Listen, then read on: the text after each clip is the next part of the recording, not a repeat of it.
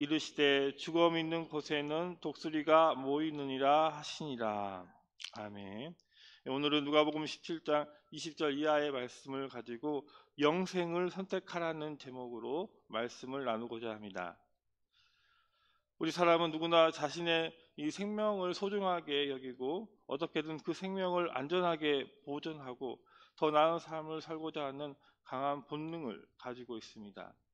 어쩌면 오늘 우리가 또 여러 가지 기도할 이유가 있겠지만 우리가 하나님께 이렇게 엎드려서 기도하는 이유 중 하나도 우리의 삶과 또 생명을 지켜달라는 이 간절한 바람 때문일지도 모릅니다.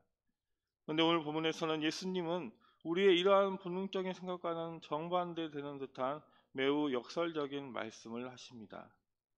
오늘 본문 33절을 다시 보면 오늘 자기 목숨을 보존하고자 한 자는 잃을 것이요 잃는 자는 살리리라 말씀하고 있습니다. 이 말씀 언뜻 들으면 이해하기가 어렵습니다.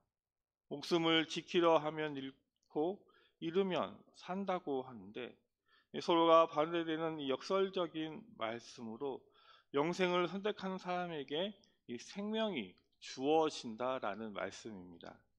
그러면 우리가 영생을 선택하려면 어떻게 살아야 할까요? 첫째로 우리가 영생을 선택하는 사람은 이 하나님의 나라를 준비하는 사람입니다. 오늘 본문 20절과 21절을 보면 바리새인들이 하나님의 나라가 어느 때에 임하나이까 묻거늘 예수께서 대답하여 이르시되 하나님의 나라는 볼 수 있게 임하는 것이 아니요 또 여기 있다 저기 있다고도 못하리니 하나님의 나라는 너희 안에 있느니라 말씀하시고 있습니다.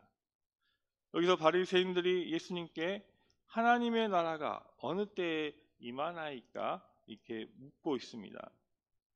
그들이 생각하는 하나님의 나라는 이 하나님의 사람 이 다윗 왕 같이 이제 이 강력한 이 지도자가 나타나서 이스라엘을 로마의 압제에서 벗어나게 하고 해방시켜주며 이 다윗의 이 토길 왕국처럼 눈에 보이는 이 강력한 이 왕국이 새롭게 만들어지는 것을 기대했을 것입니다. 그러나 예수님은 이 하나님의 나라는 볼 수 있게 임하는 것이 아니요 또 여기 있다 저기 있다고도 못하리니 이 하나님의 나라는 너희 안에 있느니라고 대답하시고 있습니다.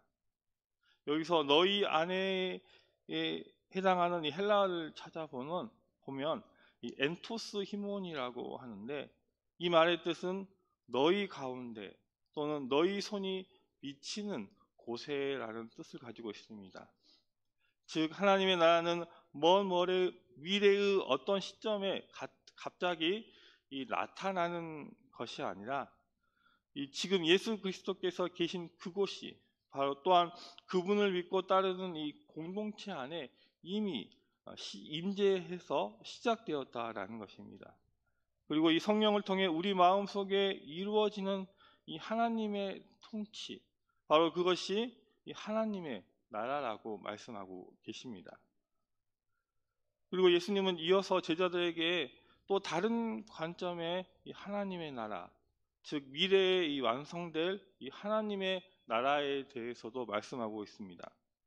본문 22절을 보면 또 제자들에게 이르시되 때가 이르리니 너희가 인자의 날 하루를 보고자 하되 보지 못하리라 이렇게 말씀하시고 있는데 이것은 바로 인자의 날에 대한 이 가르침입니다. 예수님은 제자들이 인자의 날 하루를 보고자 하되 보지 못할 것이며 사람들이 보라 저기 있다 보라 여기 있다 해도 따라가지 말라고 경고하시고 있습니다. 왜냐하면 본문 24절을 보면 번개가 하늘 아래 이쪽에서 번쩍이어 하늘 아래 저쪽까지 비침같이 인자도 자기 날에 그러하리라 이렇게 말씀하시는 것처럼 인자의 날, 즉 우리 예수님의 재림과 이 심판의 날은 번개가 하늘 아래 이쪽에서 번쩍여 저쪽까지 비치는 것처럼 아주 갑작스럽게 그리고 명백하게 모든 사람이 알 수 있도록 임할 것이기 때문입니다.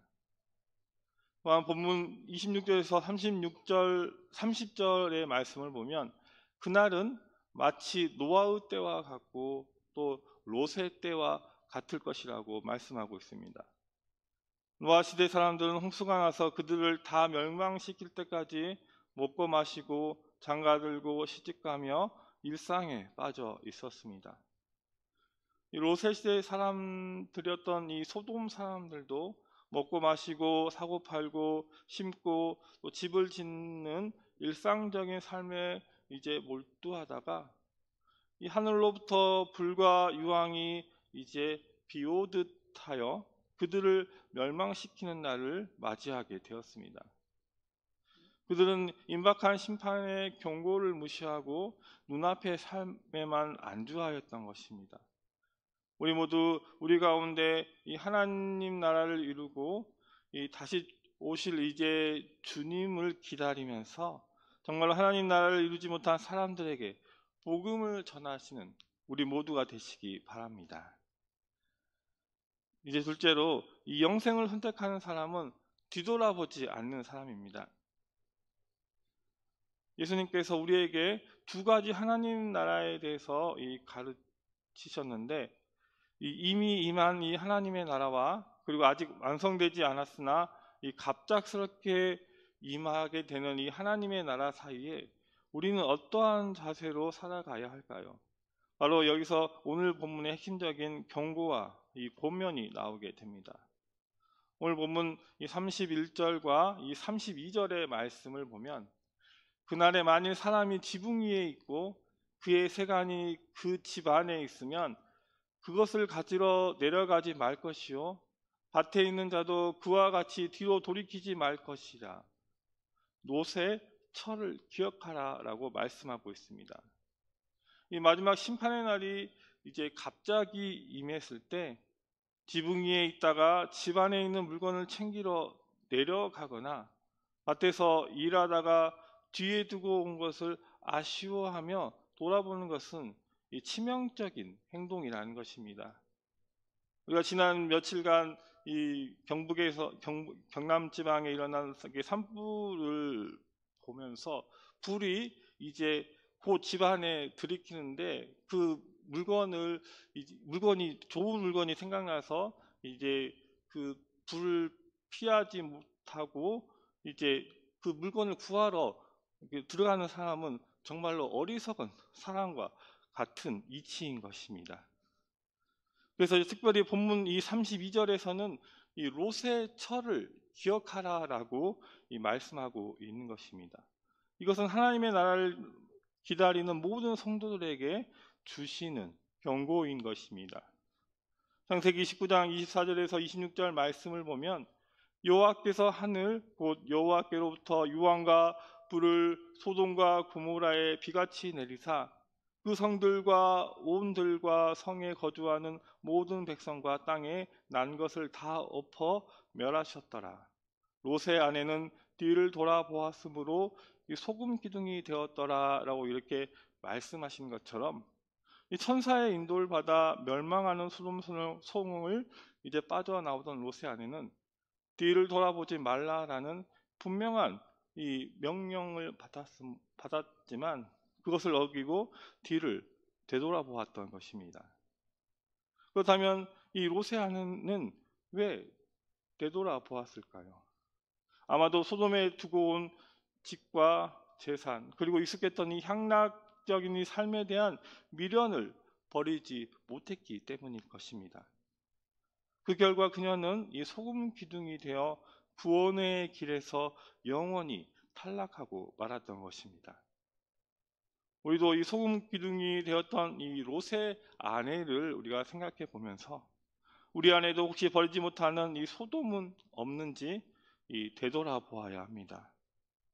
세상의 부귀영화와 안락한 삶 그리고 남들의 인정과 칭찬 혹은 과거의 영광이나 이 상처에 대한 이 집착이 혹시 우리의 영적인 발걸음을 무겁게 만들고 있지 않는지 우리는 살펴보아야 하는 것입니다. 우리가 신구약 성경의 모두에서 자주 나오는 말로 이러한 것들이 우리를 올무에 빠지게 한다라고 말씀하고 있습니다. 이 올무의 뜻은 이 올가미 또는 이 덫이라는 이 말인데요. 우리를 누가 구해주지 못하고 빠져나오지 못할 구덩이 속에서 허우적거리다 결국은 죽게 만들고 이 사망으로 끝나게 되는 것입니다. 그래서 주님은 우리에게 말씀하시고 있습니다. 뒤를 돌아보지 말라라. 이 세상에 대한 이 미련을 버리지 못하면 우리는 이 롯의 아내처럼 영적인 이 소금 기둥이 되어서 이 하나님께서 예비하신 영원한 생명을 향해 나아갈 수가 없게 되는데, 우리는 주님을 바라보시면서 뒤돌아보지 않는 우리 모두가 되시길 바랍니다. 이제 마지막으로 이 영생을 선택하는 사람은요, 주님을 따르는 사람입니다. 우리는 앞서 이 첫째와 둘째의 의미 속에서 이 본문 33절의 말씀, 무릇 자기 목숨을 보존하고자 하는 자는 잃을 것이요 잃는 자는 살리리라는 말씀의 이 참된 의미를 깨닫게 됩니다. 여기에 나오는 목숨은 헬라어로 이 푸시케라고 하는데요. 이 말의 뜻은 단순히 육체의 생명을 의미하는 것이 아니라 우리의 자아와 영혼과 삶의 모든 것이 전부 담겨진 의미인 것입니다. 그렇다면 이 자기 목숨을 보존하고자 한다는 것은 무엇일까요? 그것은 바로 이 땅에서의 삶, 이 세상의 또한 가치, 그리고 자기 중심적인 욕망과 안위를 최우선으로 여기고 그것을 지키려고 애쓰는 태도를 말씀하고 있습니다. 어떻게 해서든지 더 많이 소유하고 더 편안하게 살고 더 높아지려는 이 세상적인 야망에 붙들려 사는 삶입니다. 그런데 예수님께서는 우리에게 단호하게 말씀하시고 있습니다. 그렇게 자신의 세상적인 생명과 자아를 지키려고 발버둥 치는 사람은 결국 가장 소중한 것, 바로 이 영원한 생명을 잃게 될 것이라고 말씀하시고 있습니다. 왜냐하면 그의 삶의 목적과 방향이 이 하나님과 그분의 나라가 아닌 바로 썩어 없어질 세상에 고정되어 있기 때문입니다. 그러면 반대로 이 자기 목숨을 잃는 자는 또한 누구이겠습니까? 그는 바로 예수 그리스도를 위해 또 하나님의 나라의 복음을 위해 그리고 기꺼이 자신의 세상적인 욕망과 야망과 안락함과 심지어 자신의 생명까지도 내어놓을 수 있는 이 각오가 된 사람입니다. 이것은 세상의 관점에서 보면 그는 어리석게 모든 것을 잃는 사람처럼 보일 수가 있습니다. 그러나 우리 예수님께서는 약속하시고 있습니다. 그렇게 자기를 부인하고 주님을 따르는 사람이야말로 주님께서 그를 이제 살리리라 라고 이렇게 말씀하시고 있는데, 이 말씀의 뜻은 바로 생명을 보존하게 된다라는 것입니다. 바로 우리가 참된 생명과 영원한 생명을 얻게 될 것이라고 우리 예수님께서 말씀하시고 있는 것입니다. 이것은 바로 특별한 사람들, 예를 들어서 주와 복음을 위해 목숨을 버린 순교자들에게만 해당되는 말씀이 아닙니다. 이 말씀은 오늘을 살아가는 우리 모두에게도 주시는 하나님의 부르심인 것입니다. 우리는 매일 매 순간에 선택의 기로에 놓이게 됩니다. 나의 뜻을 따를 것인가 아니면 하나님의 뜻을 따를 것인가, 내 유익을 구할 것인가 이웃과 이 공동체의 유익을 구할 것인가, 세상의 가치를 추구할 것인가 하나님 나라의 가치를 추구할 것인가. 이 모든 선택 속에서 기꺼이 나를 부인하고 십자가를 지며 주님을 따르는 삶, 그것이 바로 이 자기 목숨을 잃는 이제 삶인 것이고 바로 영생을 향해 나아가는 유일한 길입니다. 우리가 살아가는 이 신앙인과 이 제자의 삶 가운데 주님을 따라가시는 저와 여러분 되시기 바랍니다. 이제 말씀을 정리하면서 주님은 우리 각자에게 너는 무엇을 선택하느냐, 잠시 있다 사라질 세상의 것들을 붙잡다가 영원한 것을 놓치겠느냐, 아니면 비록 세상에서는 손해보고 어리석어 보일지라도 나를 위해 기꺼이 내 자신을 내어줌으로써 영원한 생명을 얻겠느냐라고 우리에게 말씀하고 계십니다. 우리는 오늘 본문에 나오는 이 롯의 아내처럼 미련 때문에 뒤를 돌아보는 어리석음을 범하지 마시기 바랍니다. 또한 세상의 염려와 재물의 유혹에 우리의 마음을 빼앗기지 마시기 바랍니다. 오늘 이 새벽 가운데 우리의 삶의 주인이 오직 예수 그리스도이심을 다시 한번 고백하면서 이 썩어질 육신의 생명이 아닌 바로 영원한 생명을 선택하시는 우리 모두가 되시기를 주님의 이름으로 축복합니다. 기도하시겠습니다. 사랑과 은혜가 풍성하신 하나님 아버지, 저희의 마음속에 여전히 남아있는 세상에 대한 미련과 집착을 성령의 불로 태워 주시옵소서. 롯의 아내처럼 뒤를 돌아보는 어리석음을 범치 않게 하여 주시고, 오직 주님께서 예비하신 영원한 생명을 향해 믿음으로 나아가게 도와주시옵소서. 날마다 십자가 앞에서 나를 부인하고 주님을 따르게 하여 주시고, 이름으로 참된 생명을 얻는 복된 삶을 살 수 있도록 도와주시옵소서. 오늘 하루의 삶 가운데에서도 주님을 따라가며 주님의 귀한 제자의 삶을 살아갈 수 있도록 도와주시옵소서. 감사드리며 예수님의 이름으로 기도드립니다. 아멘.